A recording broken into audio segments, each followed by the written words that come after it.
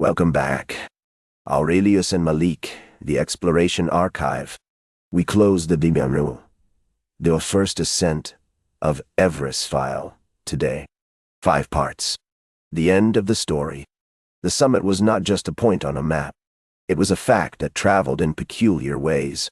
News of the ascent spread through wires and airwaves, a telegraph's clatter, and the quiet hiss of radio signals. The public announcement became a celebration, amplifying its impact. In newspapers and on the air, the narrative blended with themes of recovery and renewal. That celebration wasn't just about the climbers.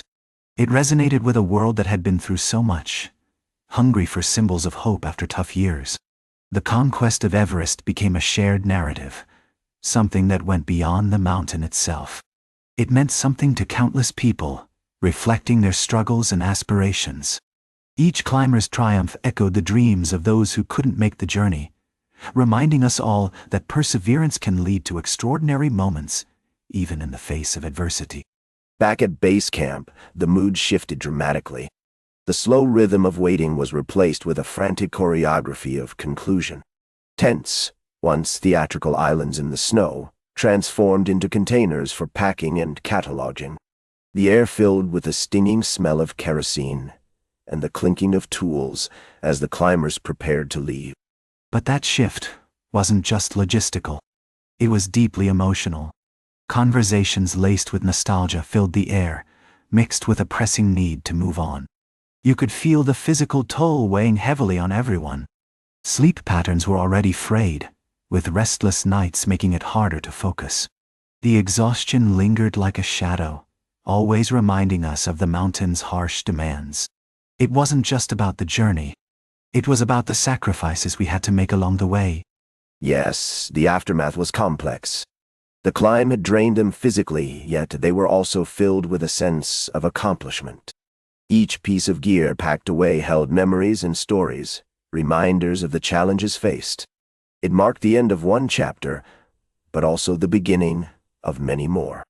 We often forget that every ascent comes with its own trials. In history, as in life, we learn that the struggles shape us, preparing us for whatever lies ahead.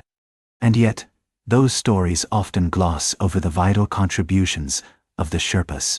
Their hard work was essential to every summit, but they stayed in the background, rarely acknowledged. The media always celebrated the climbers who made it to the top, leaving the invisible ones in the shadows. It's heartbreaking when you think about it. Recognition without any real compensation creates unresolved tensions that linger long after the expeditions are over, affecting families and communities who deserve so much more. You're absolutely right about the Sherpas. Their roles were crucial, yet far too often overlooked. The physical labor they contributed was essential for the success of the climb. But we shouldn't be surprised. Such inequity is a recurring theme throughout history. We see it again and again, from ancient civilizations to modern times. Those who do the work often remain in the shadows, while the glory goes to others. It's a pattern that's as old as time. This brings us to the legacy of the ascent. It wasn't just about reaching the summit. The established route via the South Col became a mapped corridor, filled with choices made under extreme pressure. Climbers faced tough decisions that could mean life or death. This hard-earned knowledge is now vital to future climbers, acting as a life-saving resource.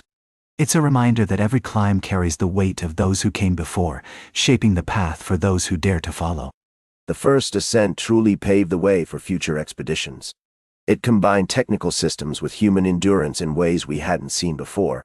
Now, acclimatization strategies and scientific observations guide climbers as they tackle these daunting peaks. We've learned so much, but every triumph has its price. The mountains may stand tall and proud, but they also exact a toll on those who dare to conquer them.